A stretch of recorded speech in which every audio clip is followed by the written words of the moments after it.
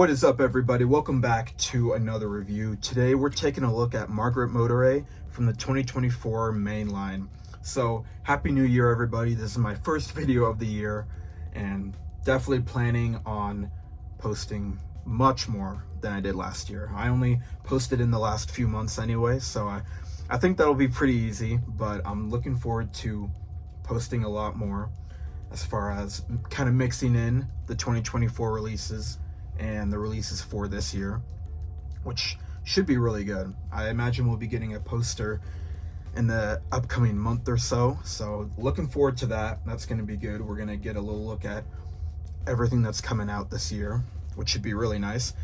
And yeah, we've got Margaret Motorray today from much earlier last year, Case K, and the last Cryptid Buster that we're going to be getting, because with no deluxe line, we're not getting an Ivy or no Clutch Humboldt either. So this is our second and last Cryptid Buster, if we're not counting McQueen and Mater.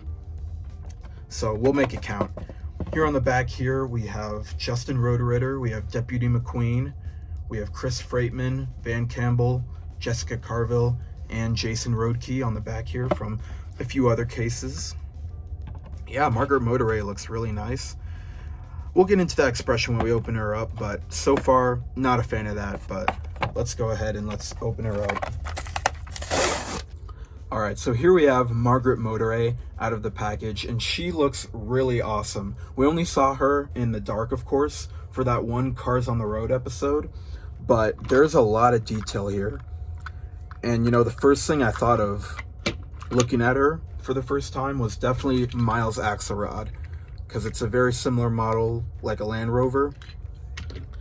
But other than that, there's just so much more detail and stuff on her. So let's go ahead and let's get into that. You can see here there's some pink and purple patterns here, which definitely kind of resemble I guess a more colorful type of camouflage, but basically doing the opposite, because it makes her stand out a lot. And then you can see her on the side. She's got some gas cans and a lot of nice, like, rough dirt detailing on the side, which I think really adds to her.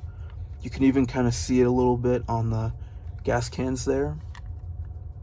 Same thing on the top. I think it's, yeah, I don't know, I really like the gas cans tied to the side, just like in the episode. Same thing we have here on the side. We got 4 of them in total. And on the top here, we kind of have a little chest. You can't open it, but I assume there's obviously meant to be some more survival stuff in there, which is cool. We've got the antennas as well.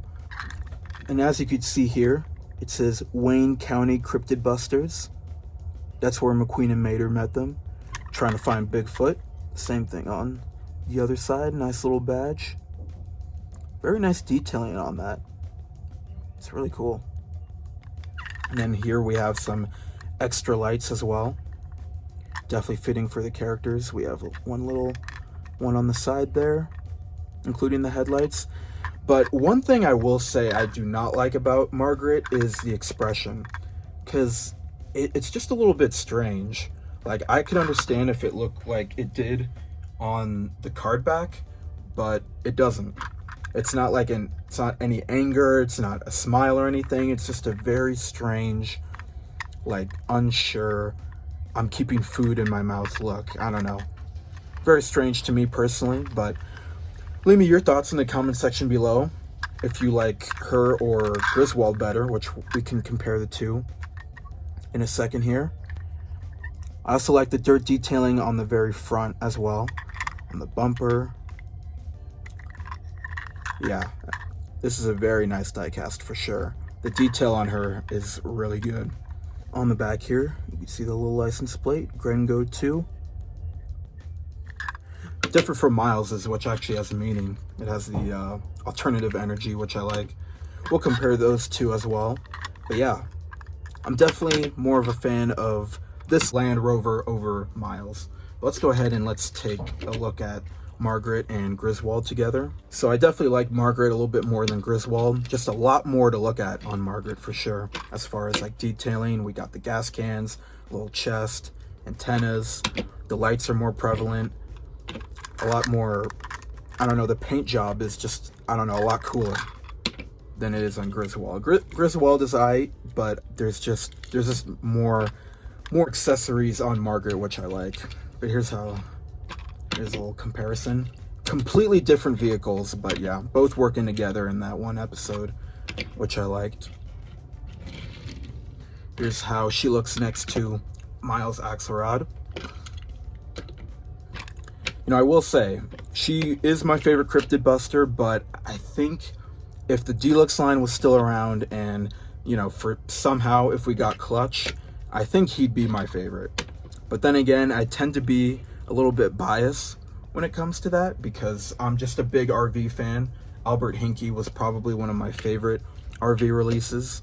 Rare, but yeah. And I do like how, even though they're very similar Land Rover models, I like that there's still quite a bit of differences. We could see here there's like an indent in between the headlights that Miles doesn't have. We could see here the wheels aren't going to be the same. And then here on the back, that back window is much smaller than the one on Miles. So it's nice that it isn't like just a repaint. I think Mattel did a good job making sure, other than a similar model, it's all different. So yeah, very nice diecast. But yeah, let me know in the comment section below which Cryptid Buster is your favorite. I think I've already said how I feel about Margaret, so yeah, I'm gonna go with her, but let me know what your guys' thoughts are. My next review should be on the 2-pack that I was planning on reviewing earlier, but it's going to be pushed back a little bit, so that'll definitely be this week. But we'll get to that, and most likely another tier list, so look out for some more videos this week, and of course a lot more for 2025. So hope everyone enjoyed, and we'll see you guys next time for another one.